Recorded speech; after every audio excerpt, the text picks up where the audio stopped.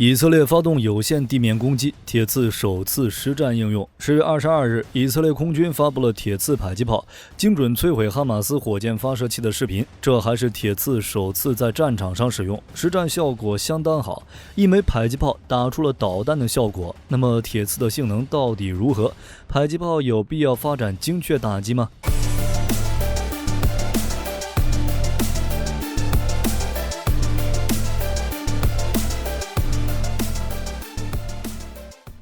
？10月23日凌晨，以色列对哈马斯发动有限地面攻击。按照以色列防长加兰特的说法，这会耗时几个月，最后哈马斯将不再存在。当然，按照战场的惯例，地面进攻之前要先清理敌方战地。于是，在进攻的前一天，以色列对国防部发动了自10月7日以来对加沙最猛烈的24小时轰炸，主要目标就是哈马斯集结地。按照以军的说法，击中了320多个目标，包括哈马斯所在的一条隧道、数十个指挥站和瞭望台、迫击炮和反坦克导弹发射阵地等。同时，以军马格兰部队与空军合作，通过多种手段挫败了数十名恐怖分子，其中之一就是铁刺。10月22日，以色列空军还发布了铁刺迫击炮精准打击哈马斯火箭发射器的视频。铁刺迫击炮由以色列艾尔比特系统研制，专门为开阔地带和城市巷战设计，采用精确激光和 GPS 制导迫击炮弹，可以精确打击目标，同时降低附加损害的可能，避免对非军事人员造成伤害。2021年才正式亮相。时任国防部长甘茨在新闻稿中表示，铁刺系统将彻底改变地面战争的面貌。这就有一个问题，铁刺到底强在哪儿？为什么说它能改变地面战争？表面上看，铁刺其实就是一门普通的120毫米迫击炮，精确制导炮弹搭配以色列由 M113 改造的迫击炮运载车，威力也不错，射程1到12公里。在城市环境能穿透双层钢筋混凝土，也没什么特殊的。但铁刺是 GPS 与激光双重制导。根据以色列媒体的报道，在 90% 的情况下，该武器的精度最大偏差为10米，达到了以色列空军和炮兵部队的精度，最大限度地减少附带损害，满足以色列国防军城市作战的需求。而且就艾尔比特系统发布的测试视频来看，铁刺也可以由无人机侦察情报之后引导迫击炮发射，命中率基本上100%。当然了，这种战斗模式大家肯定不会陌生，就是火炮加无人机，或者反炮兵雷达加自行迫击炮加制导炮弹。虽然这不是什么很特殊的战斗方式，但是对于迫击炮来说，这个技术已经相当高级了。与现代火炮相比，大多数的迫击炮的技术基本没有升级，依旧是老一套。从炮口填装炮弹的填装方式，以及没有膛线的滑膛炮管，技术方面肯定已经落伍，但是结构比较简单，造价也低，最小射程径只有50米，射速也不错，每分钟30到50发。重点是可以伴随步兵行进，从而在隐蔽地点毁伤敌方野战工事，打击高大障碍物背后。这种迫击炮与火炮的区别，基本上就是单兵防空武器与普通防空车的区别。所以就算技术落伍，迫击炮也没有被淘汰。美军现在也在用这种普通的迫击炮。在海湾战争、阿富汗战争与伊拉克战争中，美军的小分队在作战时都会携带迫击炮，在城市巷战攻击敌方战壕，比如 M224 式60毫米迫击炮，就是美军步兵小队的标准装备。这种迫击炮重量只有20公斤，一个人就能携带。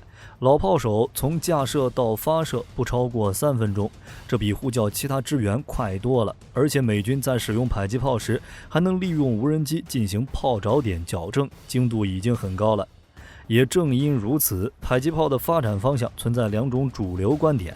一种就是简单至上，认为作为步兵最可靠的火力支援装备，迫击炮应该保持简便可靠的风格，通过提升重量的形式来提升精度有些得不偿失。另一种就是老树发新芽，认为应该把最新的技术应用到迫击炮上，尽最大可能挖掘其潜力。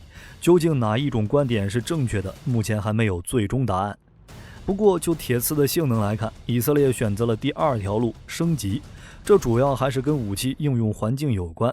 毕竟武器这东西，只要用着方便，那就是优秀。以色列选择精确制导，主要跟战场环境有关。对于以军而言，精确制导毁伤小的武器才能在巷战使用。哈马斯在伊朗的帮助下建立了强大的武器库，为了与以军抗衡，在加沙平民区建立了地下隧道。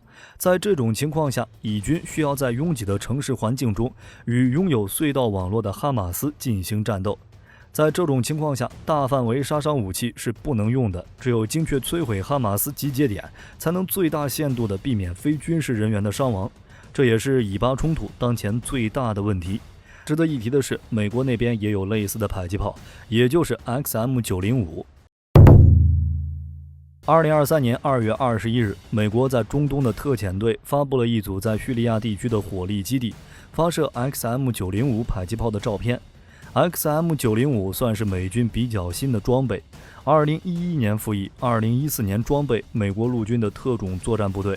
2018年就在叙利亚战场测试。与普通的120毫米迫击炮相比， XM905 的结构稍微复杂一些，并且是固定的，安装在一个由3个六角形坐板稳定的大型底盘上，确保全炮可以进行360度的旋转。根据五角大楼防空技术支持办公室之前发布的信息显示， XM905 可以在12秒之内旋转180度，反应相当灵敏。XM905 的优势与铁刺一样，精度高，其配备计算机辅助增强型迫击炮瞄准系统，自动向炮手输入的目标开火，还安装反后座机构，可以减小射击时的冲击力。炮弹也是特制的， XM905 可以发射各种型号的迫击炮弹，比如发射高爆弹杀伤敌方人员，发射烟雾弹掩护友军，也能发射 GPS 或激光制导的炮弹攻击移动目标。对于士兵来说，配备一门 XM905 迫击炮，完全可以指哪打哪，就算是一个战场小白，也能变成身经百战的老炮手。只是与铁刺相比， XM905 有一个问题，无法机动，它是固定的，因为其重量超出传统的120毫米迫击炮，所以目前主要为前沿固定阵地提供防御，在进攻方面相对较弱。当然了，别人家的120毫米级别的迫击炮可以用于车载。XM905 衍生出依赖车辆底盘而实时机动的自行车载迫击炮，应该不是什么难事。而且它的模板 RMS6L 就是用在轮式装甲车上的，所以机动不算什么大问题。就铁刺 XM905 的性能来说，如果问火力军选择哪种迫击炮，那么答案一定是精准打击。迫击炮是取射炮，瞄准相对特殊，精度因人而异。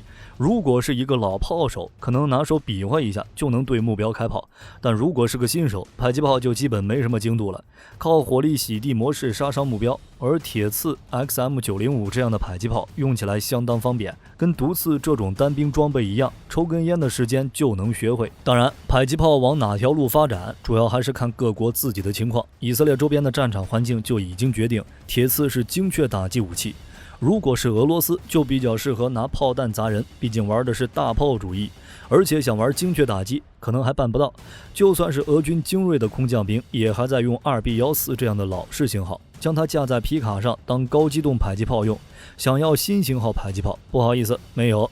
好了，这期视频到这儿就结束了。各位觉得铁刺在巷战中还能起到什么作用？欢迎在视频下方留言，大家一起讨论。如果内容有不对的地方，也可以在下方指正。我是火力军，下期见。